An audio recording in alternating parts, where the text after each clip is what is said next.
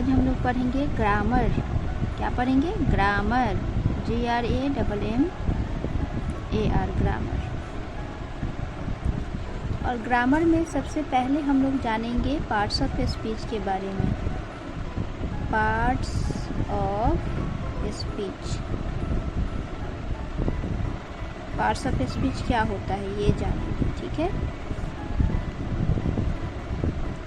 Parts of speech क्या होता है?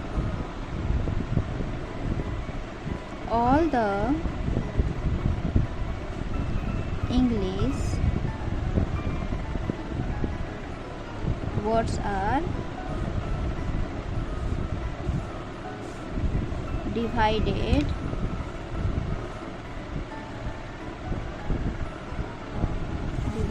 into 8 groups. 8 groups according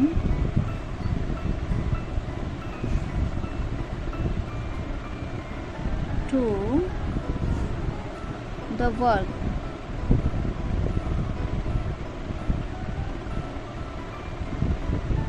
they do in a sentence,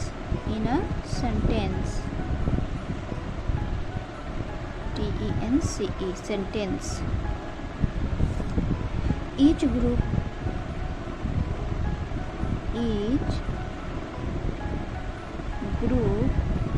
is called parts of speech. Part of speech समझिएगा। हिंदी से कह रहा है कि all the English words are, जो भी all the English words are divided into 8 groups. कह रहा है कि जितना भी इंग्लिश वर्ड है जो हम लोग सेंटेंस में यूज़ करते हैं उसको 8 ग्रुप में, 8 समूह में बांटा गया है, 8 ग्रुप में बांटा गया है। कि कैसे? According to the work they do in a sentence, ठीक है। जो सेंटेंस में वो जो जिनका काम होता है उसके अनुसार, यानी उनके कामों के अनुसार उनको 8 ग्रुप में बांट दिया गया है, ठीक है। Each group is called parts of speech. प्रत्येक ग्रुप को ही, प्रत्येक समूह को ही पार्ट्स ऑफ स्पीच कहा जाता है। समझ में आ गया ना? पार्ट्स ऑफ स्पीच किसे कहते हैं? जो इंग्लिश सेंटेंस हम लोग बनाते हैं और जो इंग्लिश सेंटेंस में जो वर्ड होता है उसको उसके कामों के अनुसार, ठीक है, जो उसको अलग अलग समूह में बांट दिया गया है ना। जैसे कि मान लो कि हम लोग फैमिली में कैसे सबका एक फैमिली होता है, जैसे कि सेंटेंस क्या है? एक वर्ड का ग्रुप, समूह है, ठीक है ना, ग्रुप है, तो उसको सभी का अलग अलग काम होता है। वैसे ही हम लोग का जैसे फैमिली में सबका अलग अलग काम है, अपना सब लोग अपना अलग अलग ग्रुप में बटा हुआ है कि आपका ये काम है, आपका ये काम है। वैसे ही सभी वर्ड जो है, वर्ड को भी उसके कामों के अनुसार जो है अलग अलग समूह में बांट दिया गया है ना। उसी समूह को, उसी ग्रुप को ही, प्रत्येक ग्रुप को ही पार्ट्स ऑफ स्पीच कहते हैं। सिंपल भाषा में बोले तो जो सेंटेंस में जो हम लोग वर्ड यूज़ करते हैं उस वर्ड को उसके कामों के अनुसार हम लोग अलग अलग समूह में डाल दिए हैं, अलग अलग ग्रुप में डाल दिए हैं। उसी वर्ड को, उसी ग्रुप को, है ना, प्रत्येक ग्रुप को ही पार्ट्स ऑफ स्पीच कहते हैं। समझ में आ गया पार्ट्स ऑफ स्पीच किसे कहते हैं? तो आप लोग को ये समझ में आ गया कि पार्ट्स ऑफ स्पीच जो होते हैं 8 प्रकार के होते हैं। दीज आर 8 काइंड्स, यानी इनके जो होते हैं 8 प्रकार होते हैं, 8 ग्रुप होते हैं, 8 ग्रुप में इनको बांटा गया है, ठीक है। तो इसमें आइए हम लोग पढ़े कि पहला कौन सा होता है। पहला होता है, पहला ग्रुप का यूज करेंगे। पहला होता है noun, NOUN, noun. Noun means क्या होता है? संज्ञा। नाउन मीन्स क्या होता है? संज्ञा। चलिए दूसरा क्या होता है? Pronoun, PRONOUN। प्रोनाउन मीन्स होता है सर्वनाम, सर्वनाम। तीसरा क्या होता है? तीसरा होता है एडजेक्टिव, ADJECTIV। एडजेक्टिव मीन्स क्या होता है? विशेषण, विशेषण। चौथा क्या होता है? वर्ब। वर्ब मीन्स क्या होता है? क्रिया। वर्ब मीन्स क्रिया। पांचवा क्या होता है? एडवर्ब। एडवर्ब मीन्स क्या होता है? क्रिया विशेषण, क्रिया विशेषण। और छठा क्या होता है? छठा होता है प्रीपोजिशन। प्रीपोजिशन। प्रीपोजिशन मीन्स क्या होता है? संबंध बोधक अव्यय। संबंध बोधक अव्यय। सातवां क्या होता है? कंजक्शन।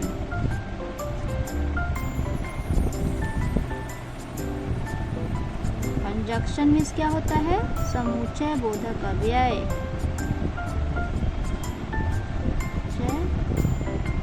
बोधक अव्यय। ठीक है। और आठवां क्या होता है?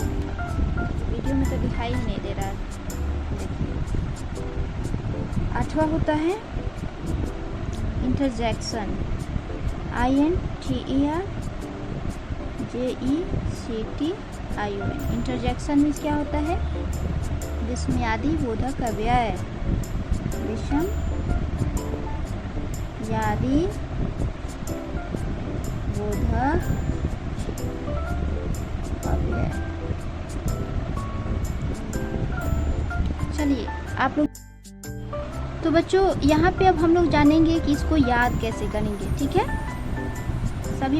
सभी को पता होता है कि 8 ग्रुप में होते हैं parts of speech. Parts of speech के 8 ग्रुप होता है, लेकिन सबसे इम्पॉर्टेंट चीज़ है चीज़ों को याद रखना। तो कैसे हम लोग याद रखें ताकि बहुत लंबे समय तक चीज़ें याद रहे। जैसे कि हम लोग अक्सर क्या करते हैं, पढ़ के तुरंत भूल जाते हैं। जैसे अभी पढ़े, अभी तो याद हो गया, लेकिन बाद में क्या होता है? याद नहीं रह पाता, बाद में हम लोग भूल जाते हैं। तो हम लोग कैसे पढ़ें कि वो चीज़ें जो है हमेशा के लिए याद रहे और कभी भी हमें क्लासरूम में कभी शर्मिंदगी, चीज़ें आते हुए भी हमें शर्मिंदगी फील ना करना पड़े। तो चलिए हम लोग देखते हैं कि कैसे पार्ट्स ऑफ स्पीच को हमेशा के लिए याद रखें। देखिए यहाँ पे सबसे पहले आता है नाउन। नाउन को कैसे याद रखोगे? नो। एनी टाइम आप लोग नो का यूज़ करते हैं तो नो का स्पेलिंग सबको याद होगा। और अन का स्पेलिंग तो NOUN। नाउन हो गया। नाउन मीन्स संज्ञा हो गया। तो इजीली हम लोग नाउन का याद रख सकते हैं। नो अन यानी NOUN यानी नाउन। नाउन में संज्ञा। उसके बाद जब नाउन का याद हो गया तो प्रोनाउन भी याद करना इजी है। जैसे यहाँ पे नाउन है, प्रोनाउन में नाउन लगा हुआ है तो नाउन तो पहले से ही याद है, तो यहाँ प्रो लगा दो, PRO लगा दोगे तो प्रोनाउन हो जाएगा PRONOUN। प्रोनाउन में सर्वनाम। एकदम इजी है याद रखना। एडजेक्टिव को क्या करना है? तीन को वर्ड पकड़ के याद करो। ADJ ECTIVE, ADJ ECTIVE। ऐसे हम लोग एडजेक्टिव को याद रख सकते हैं। ADJ ECTIVE। एडजेक्टिव मीन्स होता है विशेषण। चलिए वर्ब का कैसे? वर्ब एकदम इजी होता है, सभी को हमेशा याद रहता है। VERB। वर्ब यानी क्रिया। अगर वर्ब याद हो गया है, वर्ब अगर सबको याद होगा तो एडवर्ब भी याद करना इजी होता है। जैसे वर्ब का बोल दो और AD लगा दो, यानी वर्ब है यहाँ और ADVERB। एडवर्ब मीन्स क्रिया विशेषण। चलिए यहाँ पे देखिए प्रीपोजिशन। अक्सर बच्चे इस तीनों वर्ड में जो है कंफ्यूज हो जाते हैं। अक्सर इसमें बच्चे मिस्टेक करते हैं कि आखिर इतना बड़ा वर्ड कैसे याद करें, है ना। लेकिन आज के बाद आप लोग कभी भी ये वर्ड नहीं भूलिएगा, हमेशा के लिए ये वर्ड याद रहेगा। चलिए हम लोग देखते हैं कितना इजी वर्ड है और कभी भी इसे नहीं भूलेंगे। इस तरह से हम लोग इसको याद करेंगे। चलिए देखिए प्रीपोजिशन। प्री का स्पेलिंग याद कर लो, PRE। ठीक है, सबको याद हो गया PRE। पोजीशन का स्पेलिंग अगर नहीं याद होगा सबको तो इसको और ट्रिक है। ऐसे तो हम याद किए थे PRE और पोजीशन का स्पेलिंग याद कर लिए थे POSITION, लेकिन अगर ये भारी लग रहा है तो इसको ऐसे याद करना PRE POSITION, PRE POSITION। देखिए कितना ईजी है, PRE POSITION, PRE POSITION, एकदम ईजी है ना। प्रीपोजिशन का याद रखना PRE POSITION। प्रीपोजिशन मीन्स होता है संबंध बोधक अव्यय। प्रीपोजिशन मीन्स क्या होता है, संबंध बोधक अव्यय। तो ऐसे हम लोग प्रीपोजिशन को इजीली याद रख सकते हैं। कंजक्शन भी बहुत इजी है याद रखना। कंजक्शन में देखिए क्या होता है, इसमें CON कौन का स्पेलिंग याद कर लो। जंक्शन का हम स्पेलिंग याद कर लिए थे, लेकिन अगर फिर भी आप लोग को भारी लगे तो JUN याद करना, JUN, CON JUN और तब CTION, CTION, CTION, CON JUN CTION, CON JUN CTION, CON JUN CTION। Conjunction यानी समुच्चय बोधक अव्यय। चलिए इंटरजेक्शन का भी इजी होता है याद करना। देखिए इंटर का स्पेलिंग याद करना ENTER, सॉरी इंटर वो वाला इंटर हम बोलिए INTER। इंटर का स्पेलिंग याद करना IN इन का और टर का। अगर नहीं ये इंटर का भी स्पेलिंग याद करने में भारी लग रहा है तो IN इन का याद कर लीजिएगा, ठीक है।